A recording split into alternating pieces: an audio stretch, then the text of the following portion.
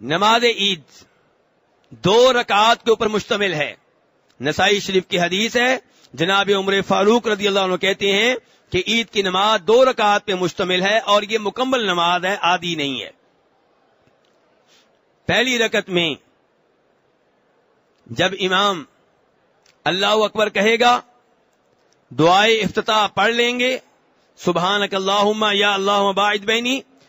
اس کے بعد امام کیا کہے گا؟ 7 تکبیریں کہے گا. پہلی رکعت میں قرات سے پہلے, سورہ فاتحہ سے پہلے کتنی تکبیریں ہوں گی؟ 7. اور دوسری رکعت میں قرات سے پہلے, سورہ فاتحہ سے پہلے کتنی تکبیریں ہوں گی؟ 5. دلیل کیا ہے؟ یہاں دلیل دینا بہت ضروری ہے, کیونکہ ہمارے کئی بھائی عید کی تکبیریں اس سے مختلف تعداد میں کہتے ہیں جو میں نے بتائی ہیں.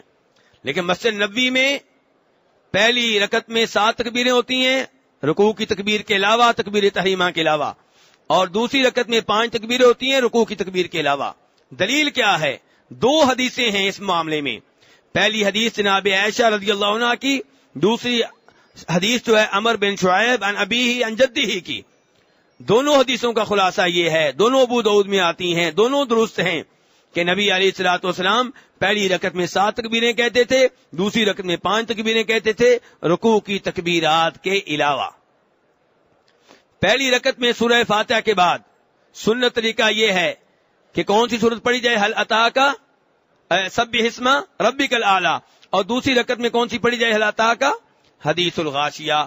یہ سنت ہے نبی علیہ الصلوۃ والسلام کی. اور آپ کی سنت یہ ہے کہ عید کے موقع پہ پہلے نماز ادا کی جائے گی, بعد میں خطبہ عید ہوگا. خطبہ عید میں نبی علیہ الصلوۃ والسلام وعظ و نصیحت کرتے, لوگوں کو دین کے مسائل سمجھاتے, اور آپ خطبہ عید سے پہلے یہ اعلان کرتے, ابو داؤد شریف کی حدیث ہے کہ اب خطبہ ہوگا, جو خطبہ سننا چاہے سنے, جو نہ سننا چاہے جا سکتا ہے. تو نماز عید ضروری ہے, خطبہ عید ضروری نہیں ہے. لیکن خطبہ عید میں شور کرنا کتنا ثواب ملے گا اس کے اوپر؟ جی, خطبہ عید سننا تو ضروری نہیں ہے, لیکن جب نہیں سننا تو شور شرابہ کریں, دوسروں کو بھی نہ سننے دیں, اس کا کتنا ثواب ملے گا؟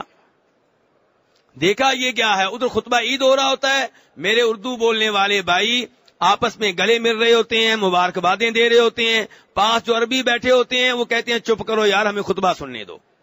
تو نہیں میرے بھائی, اگر آپ خطبہ نہیں سننا چاہتے آپ جا سکتے ہیں, لیکن یہ کہ وہاں بیٹھ کے آپ شور شرابہ کریں, دوسروں کو بھی نہ سننے دیں, دوسروں کو بھی مشغول کر دیں, یہ مناسب نہیں ہے. نماز عید کے بعد ایک دوسرے کو تقبل اللہ منا ومنکم کہہ کے مبارکباد دی جا سکتی ہے. صحابہ کرام کا یہ معمول تھا.